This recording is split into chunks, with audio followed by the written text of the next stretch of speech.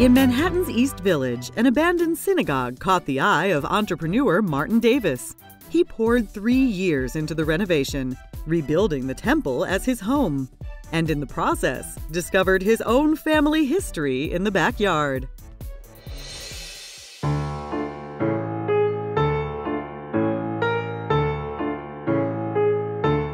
A shul is a word that describes a small synagogue.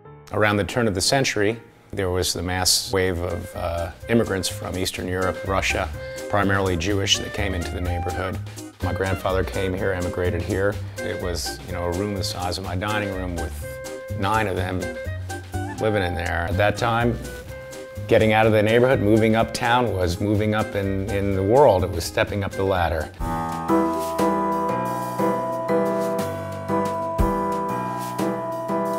My name's Martin Davis. We are in the heart of the East Village in Alphabet City. Prior to the time that I bought it, derelict would be a good word. Most of the neighborhood burned in the 70s and 80s. There was water leaking everywhere. The floors were broken, stairs were broken, and there were people who had squatted it. It was just basically an abandoned building. Once I got the building, it was about 3 years in total. The front windows of the building, and they are exact replicas of what was here before. But we kept the original Star of David and actually kept as much of the old glass as we possibly could and had that fully restored. The arch and the star is original. And the Hebrew lettering says, "Through these doors the righteous shall pass."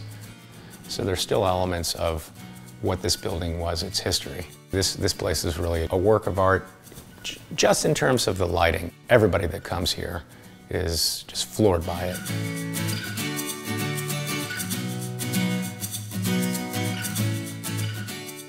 My grandfathers had lived very close by. We didn't know exactly where. After I had gotten the place fixed, my great aunt's reaction was, "Oh no, it took us 30 years to get out of that neighborhood. That's crazy." My great aunt died, and my sister was going through her papers. We found the address, and it was literally the building directly behind us.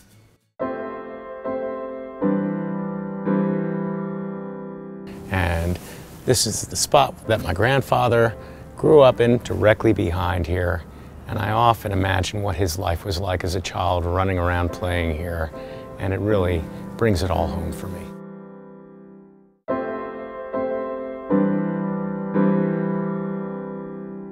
This home started almost a century ago with my grandfather emigrating to the United States, ending up living back just behind this dining room right here. That's really what made the space. Coming full circle, come back home. It's sweet to know that this is where it all began for my family here 100 years ago.